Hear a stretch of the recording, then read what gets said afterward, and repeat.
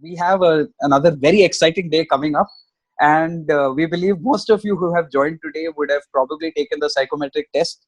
And you would have seen various things like the primary potential, secondary potential. You may be wondering what it all means and how you have to interpret it for yourself and apply it to your career decisions. So again, without any delay, we have our certified in-house career counselor, Mr. Chen, to help us with understanding that whole range of things. So, George, over to you. Once again, good evening to you all. Thank you, Richie, for having me back here today again. It's a wonderful time to be amidst a huge audience all over India, aspiring to be somebody, learning, new things, new ideas about where to get in life. If you are here for the second day, that means you're really interested about your life and what next.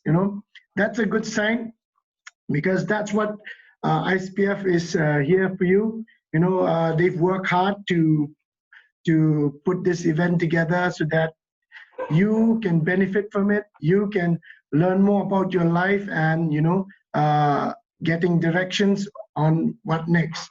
So if you've were there yesterday, you probably have done the psychometric test, which we already put it up on the website, and the ICPF team have put in everything that they, the creativity and everything. So you probably have reached the end of the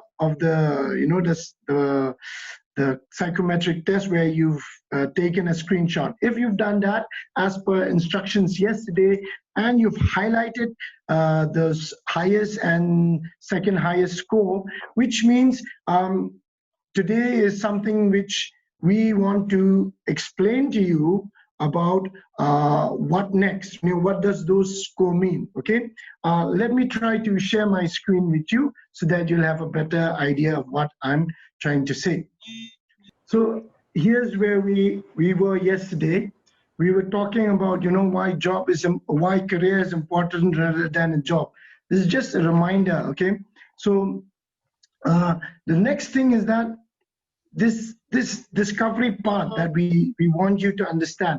Yesterday was just at number 1. You are trying to understand yourself, okay? Trying to understand your own abilities, trying to understand your potential. So now we will try to lead you from step 1 to step 2, from understanding yourself and understanding the world of work, which is very important. And then later on, you'll see other friends will lead you into other steps like number 3 and number 4. How do you prepare yourself? How do you develop career alternatives? So yesterday, we highlighted to you that each and every person, they have 5 potentials, okay? So every one of us, we are born and we are gifted with these 5 potentials. Whether you accept it or not, they are there in birth in you. They are there since birth in you, okay? But the degree of how you use them, how you utilize them, that varies from one person to another. So these 5 areas were the 5 areas that you evaluated yourself yesterday. And when you evaluated yourself, you got a score at the end, which I'm sure you already took a screenshot. So yesterday, I believe you filled up all of this, accomplishment and interest profile. So today we are here in day 2 to explain to you what that profile means, what that screenshot means. That is your potential profile.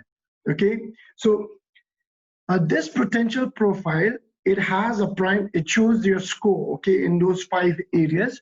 And those 5 areas, you probably have highlighted the highest and the second highest.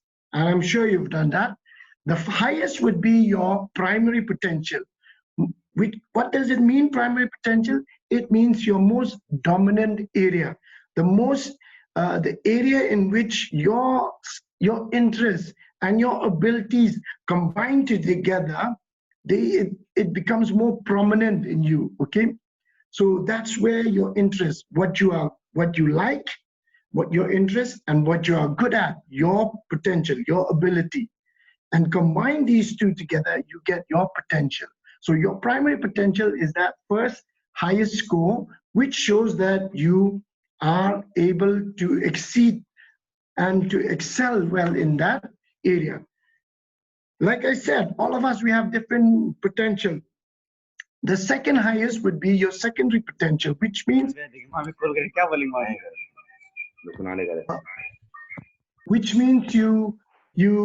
are able to do well in that area as well, provided your interests and your abilities combined together. But it is not as dominant as your primary. So that's what primary potential and secondary potential means. That is what your highest score and your second highest score. So usually we would lead students to choose their first option based on their primary potential. So these are things you need to remember when you choose a career. Okay, Richie, if you are there, you can hear me. While you were growing up, did you get these kind of opportunities to learn about careers and stuff? Not much. Yeah, the options were limited. Yeah, that's basically how we grew up. We didn't have much options. Back then, 10 years ago, there weren't even, people Googling or using much internet. But now you guys, you have more access to information. So when you make a career choice, put this structure in your head. You should know what that career, how is that career defined? What is its goals? What is its objective? What is its characteristics? If you have to choose a career, suppose, a biotechnologist, what does a biotechnologist do? What are its roles, its functions? How do I get there? All those things that you need to understand about a career definition. And not only that, you need to understand it in terms of its primary and secondary potential. Which potential it uses, whether linguistic, analytical, logical, primary, personal potential, all those information you need to keep in mind. Because once we proceed further, we'll have to define it by these terms, by these characteristics. Eligibility. If I have to go for MBBS, what is the minimum eligibility? You'd have to finish your 12th science, no doubt. Okay. If I have to go for marine engineering, what is the eligibility? If I have to become a sound engineer, what are the eligibility? Okay. And lastly, career path. How do you get there? How do you reach from point A to point B?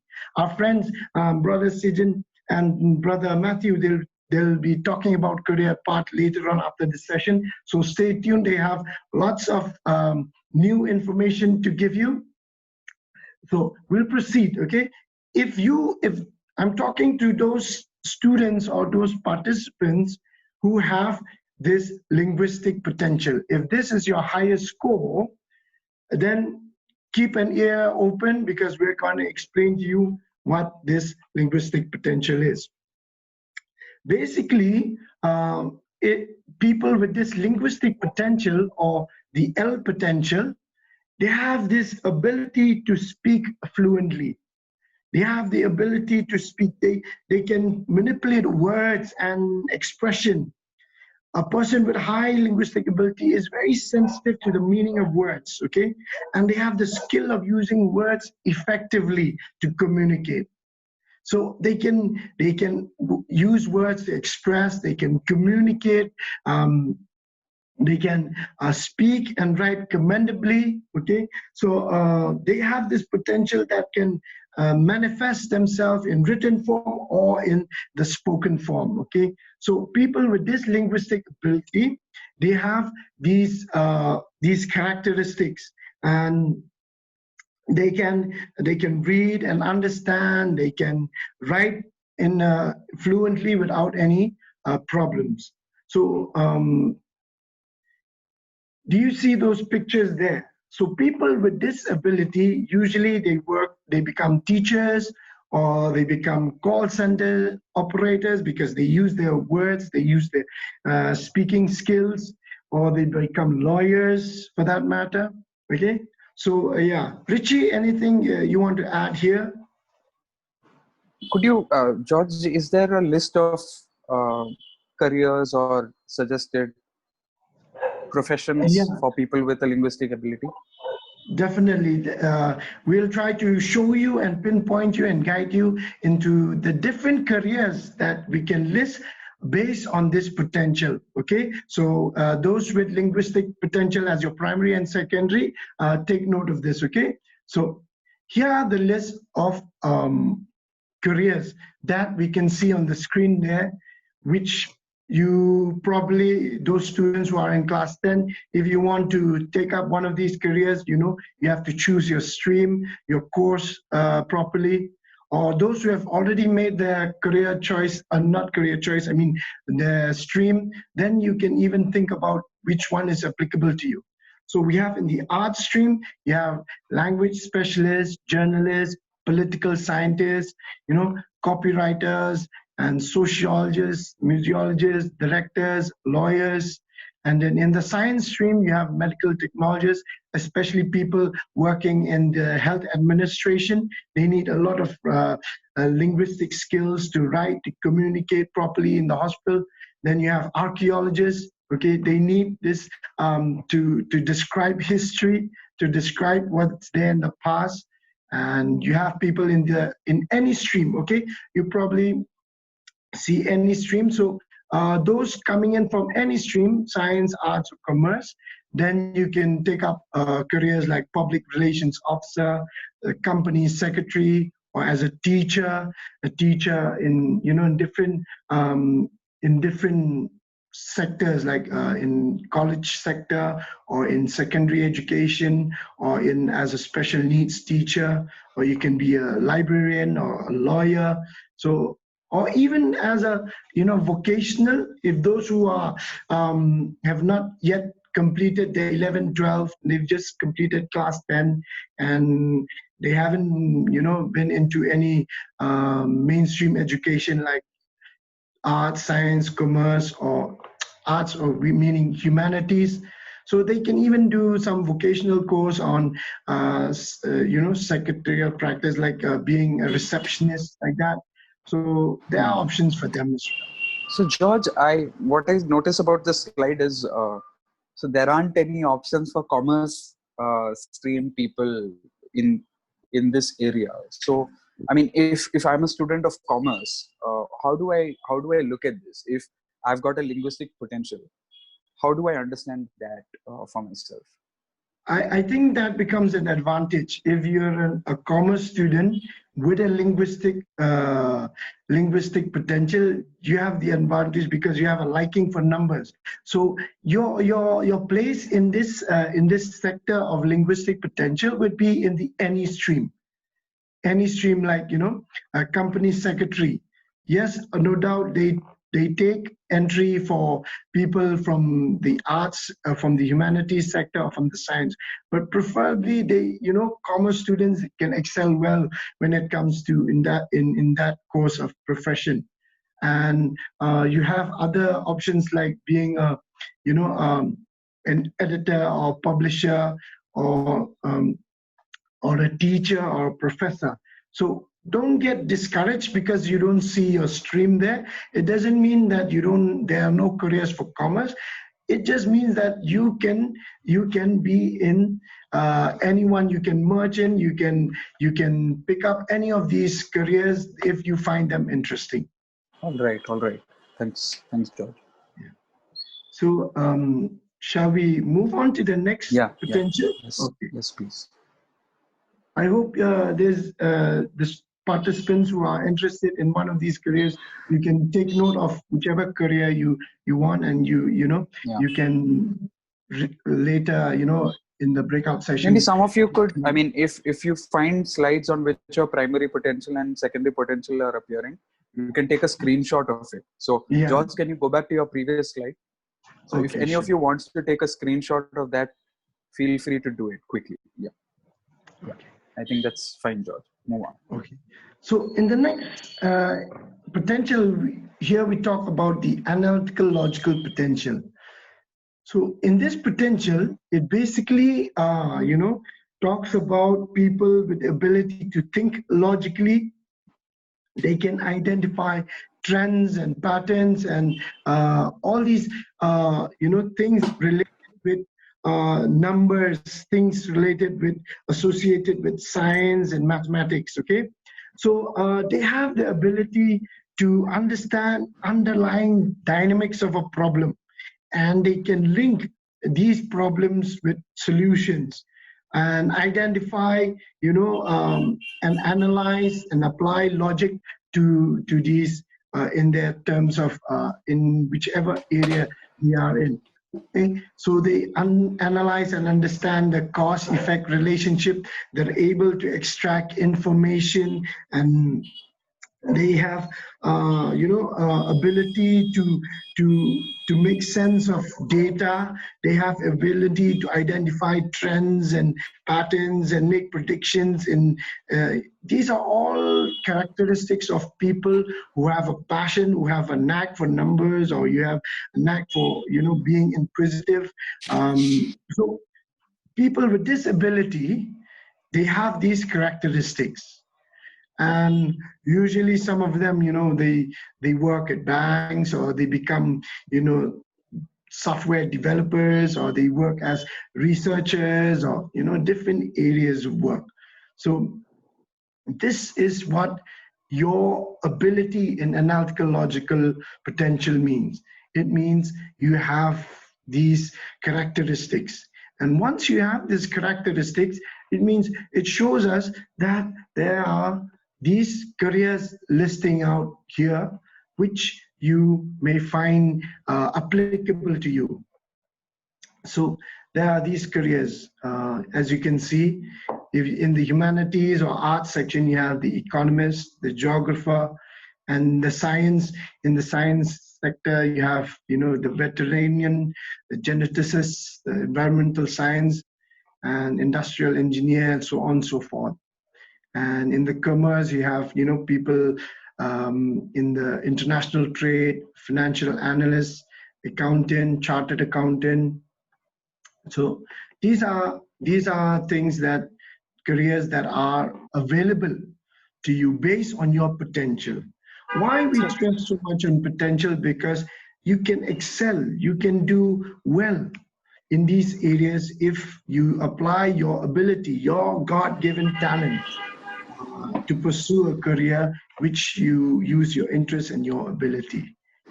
So, George, there's something that may be going on in a lot of our heads. Let me just address that elephant in the room right in the beginning, or when we are in the initial phase. So, see, what if I took the test and Okay. maybe I found that my potential is an analytical logical potential, but I Okay. don't see. I'm probably a student who is already doing my undergrad. I've already, or my postgrad, I'm already pursuing a certain career, and I don't see my career choice in your list. Um, Okay. so, how do I think about that? How do I negotiate with that, if that is the case for some of us? That's a good question, Richie, you brought out, because it's very practical. It's a lot of students that I've counseled, they have this problem as well. If my potential is in the analytical logical potential, that is my primary potential, and the career choice that I want, it's not listed in front of me. So what do I do? It doesn't mean you're at the end of the road. There are no options for you. However, like I mentioned earlier, I told you, you have your highest and your second highest, which means your highest is your primary and your second highest is your secondary, which means you can even make a choice, based on your secondary potential, because your ability is not limited to just a single page here on the screen. Your ability, you have ability in all areas. It's just how good you are in one area, and how better you are in the other areas. So that doesn't mean you don't have skills, you don't have abilities. It just means you can choose your career based on your secondary potential also, and use that to choose a career, because you have abilities there as well, and you pursue your goal, pursue your dream. I hope I answer your question, Richie.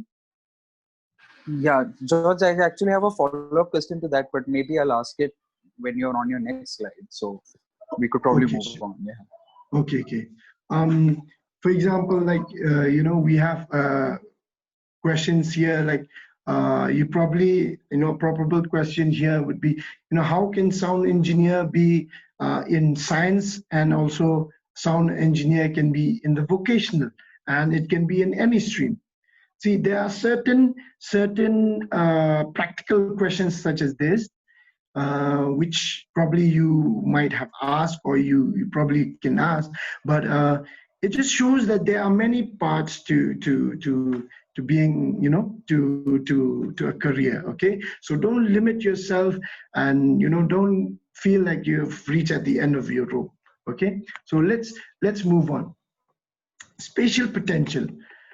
Spatial potential. So when we talk of spatial potential, you can recognize by the figures there. It's all about your using your creativity, being sensitive to space, and being sensitive to the colors, and the dimensions that are all around us. So you like these people with spatial potential, they like to work with colors and designs, and they like to use their skills to visualize, and they probably have ideas in their head, and they can transform those ideas into reality as well. So those are the people with this ability. They can think and visualize. Okay, they're very sensitive to color. They like to make a room look neat and clean. They like to arrange the room.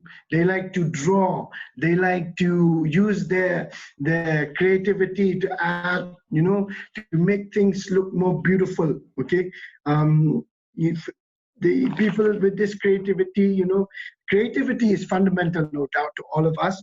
But some people, they have uh, extra ability to transform even the common things, okay, into something which we cannot even imagine. So these are mostly artists.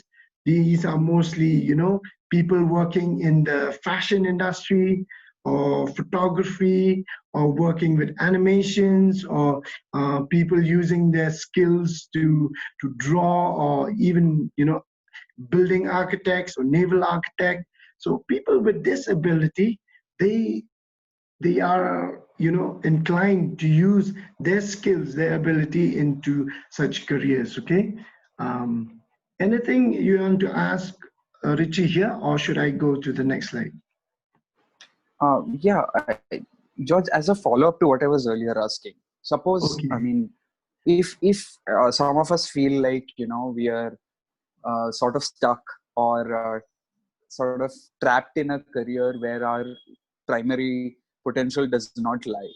Um, Okay. does that, I mean, is the only option for me to drop, go back and restart again? Or are there other ways around that sort of a situation? um, I wouldn't consider dropping as an option, because like, if you can remember, Dheeraj sir yesterday, he was mentioning, upskill yourself. Okay, upskill yourself, meaning, learn new things. And there's always some point somewhere that you can use whatever knowledge you have till date, and apply it in some area where you can use your skills more as well. It takes me back to I just saw on news recently on Facebook about this guy, Indian guy. He was working for Google, and suddenly, he quit Google and start selling samosa.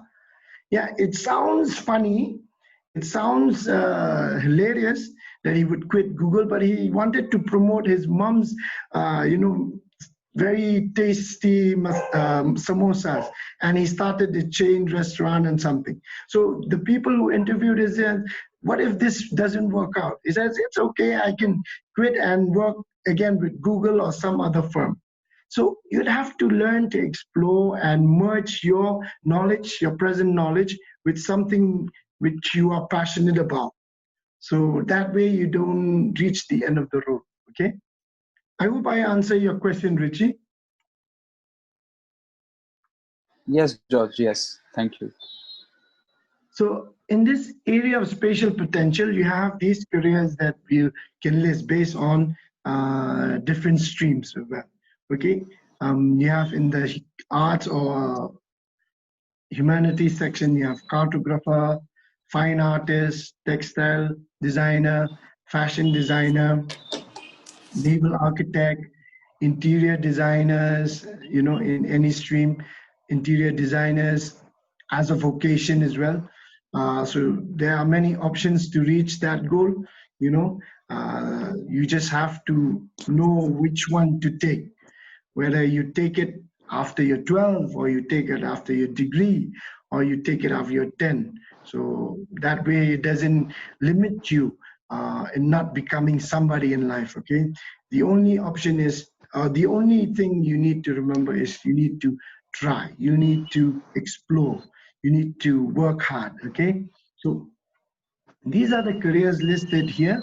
Uh, when it comes to, I forgot to mention in the last slide with analytical logical, company secretary, okay, they would take any stream, but except fine art, bachelor in fine arts, they wouldn't take into company secretary.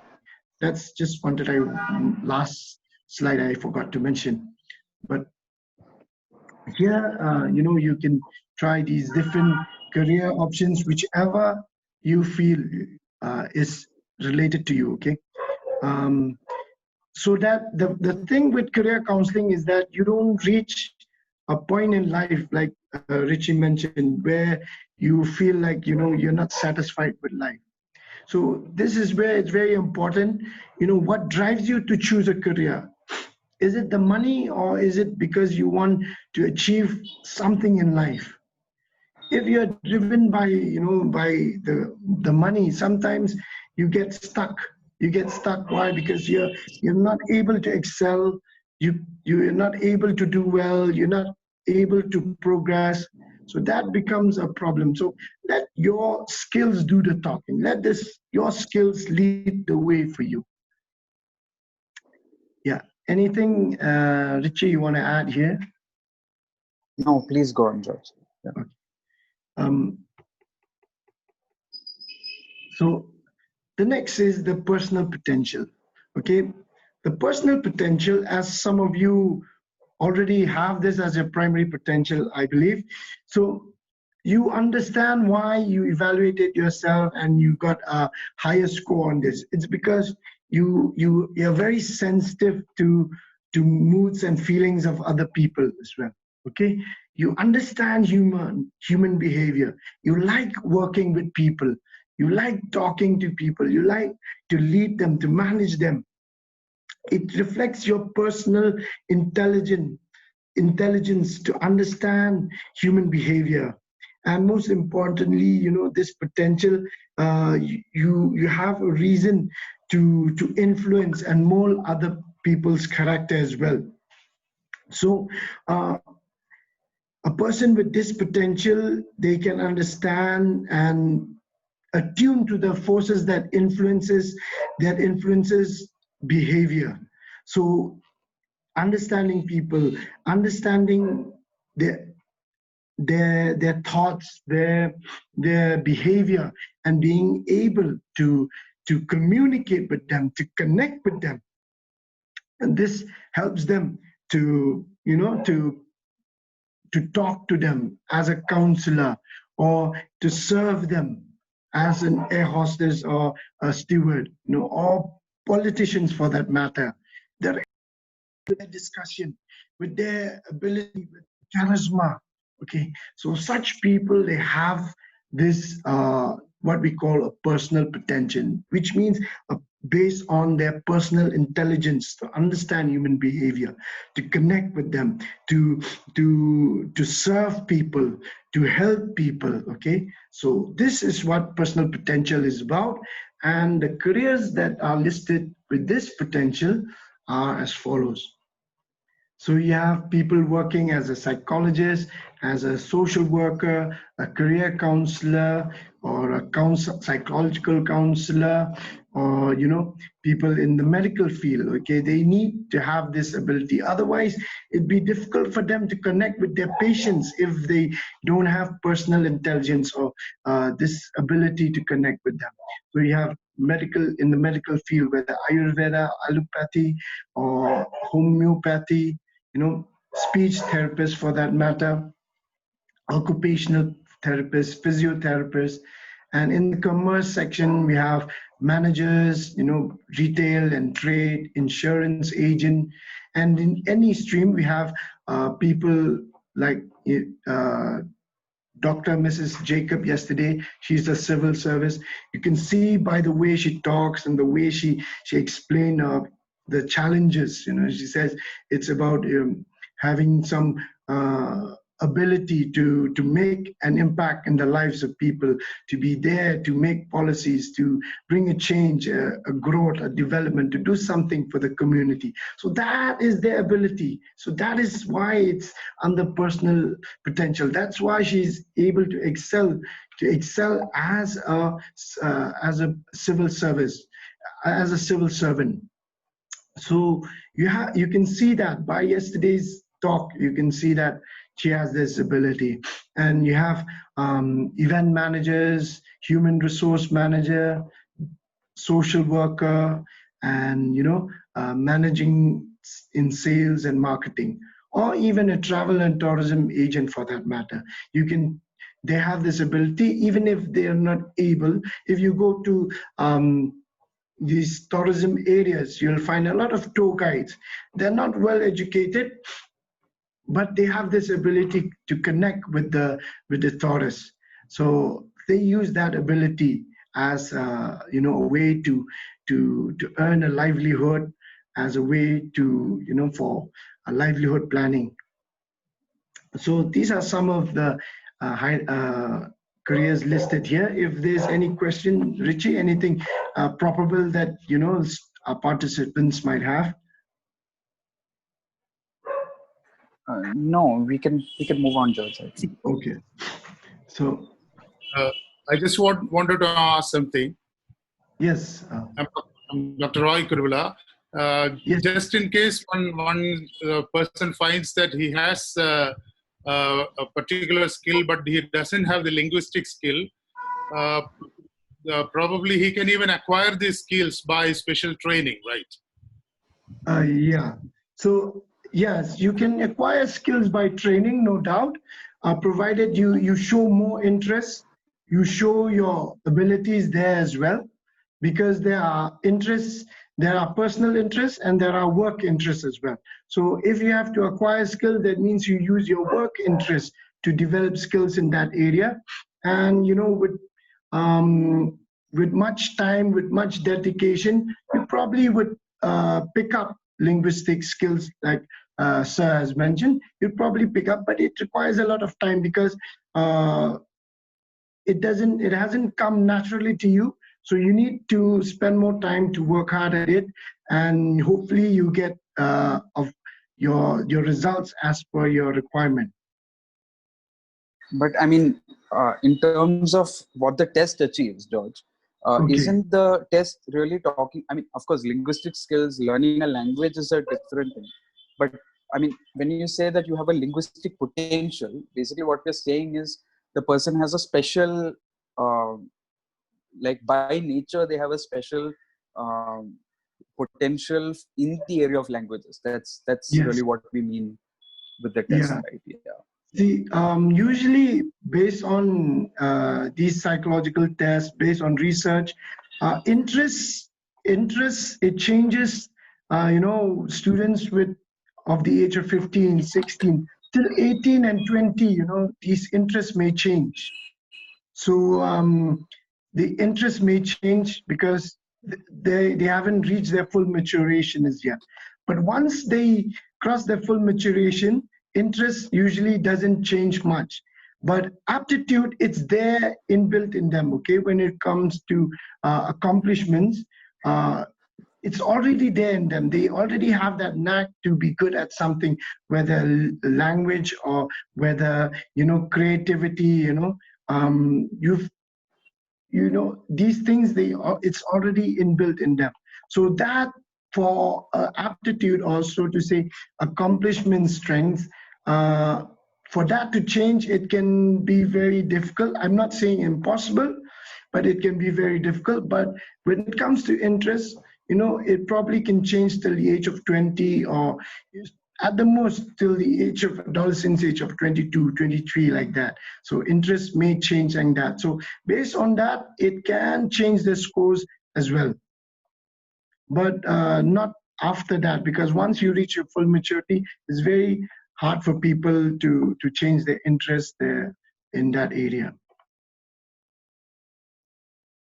Yeah, I hope I'm heard. Yeah. And so yeah, I mean, I'm sure many of you have many more questions. There are a lot of opportunities to ask questions in your breakout rooms, which are to certain tuned to certain professional areas. So we will probably need to close in the next 2 to 3 minutes. So yeah, we will be your questions will be answered. Please do not worry. All of your questions will be answered. Yeah. so let me talk about the last potential, is the physical mechanical potential. So people with this potential, they like to use their strength, their physical ability, their strength and stamina. Okay, so you have this physical mechanical potential. That means you like to work with machines, you like to repair things, you like to work with tools. Okay, you have this mechanical skill or a mechanical knack to repair anything that is broken, or you like to use your strength, okay, your ability to your body to, like a dancer, to portray different moves like that. Or you have the ability to work with throughout the day, physical work, without getting tired, without getting demotivated, like people in the army or the armed forces, or like a choreographer, or people working out in the gym. They are very engaged with their health, very engaged with them transforming their body into something muscular. So these people, they have this physical mechanical potential. They don't mind working out, they don't mind exerting energy, as long as they're able to meet their needs, to be able to achieve something in life. Okay, so people with this ability, you have a lot of career options, and these are some of the options listed here. Like I said, maybe you cannot see commerce here. It doesn't mean that it's not available, but you are able to adopt or adapt to the any stream option as well. So these are some of the careers that are listed here. We're ranging from engineers to merchant navies to civil aviation pilot to medical technologists to a model, okay, to a mechanic, a choreographer, the people in the armed forces, people in the police force, the paramilitary, and then you have vocational courses as well, like being a mechanic, orthosis and prosthetists, plumbers, computer hardware. If you're wondering what is an orthotist is those working with people who are handicapped. Then you have carpenters and tool and die makers. Okay, so these are some of the options. I hope you've seen that. So we'll just proceed ahead to close this. So we've given you information. What we just show you just now is career information. Okay, it's after you understood yourself, you are able to connect to the world of work. You have your options on the table now. Now it's time for you to start planning. Okay, dream big. You have to dream big, but you'd have to do something to reach your goal. Okay, you dream of that, that wonderful day where you will enjoy your life with your best career. So but it has to start moving. You'd have to plan it. Start planning. Our friends will talk about career path. They will talk about planning later on, but start doing something. Draw out a map. Okay, after this, what do I do next? After this, what do I do next? Okay, like a flow chart. Like I said earlier on, don't just be limited with just one option. Have a plan B, have a plan C. List out your careers. If you want to be a medical doctor, okay, fine, that's your option one. If that is not possible, you can go into other medical fields, and then if that is not possible, you can even work in other fields where you use your personal potential, like being in the hospital administration or something like that. So these are things that you have an option. Don't limit yourself. Don't get stuck with just one option. By having 2-3 options, you're keeping your mind open. You're using your versatile skills to adopt to a career which you can follow, which you can achieve in a wonderful way. So I'll end you with this quote: dream big, start small, but most of all, start.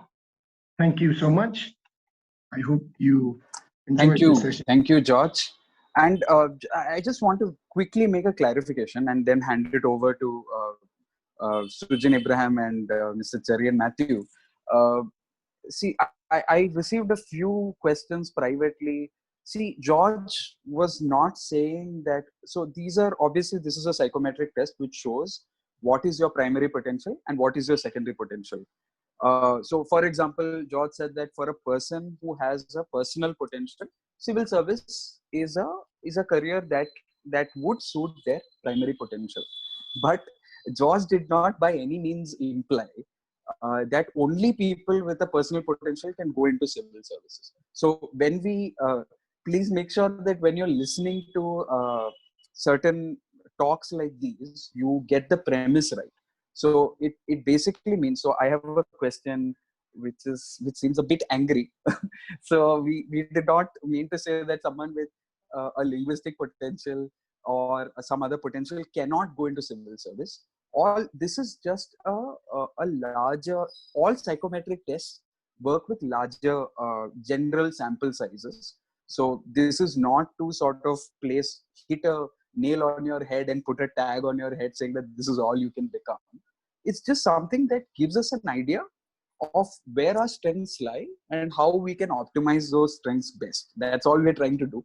So many of you who are listening to us are very young, and George kept saying something that this is just a tool to help us understand ourselves better. This is not something which tags us or which defines us. I think George was pretty clear about that. I hope that is clear. If some of you weren't clear about it, I think that was important to clarify. That's the only reason I took so much time.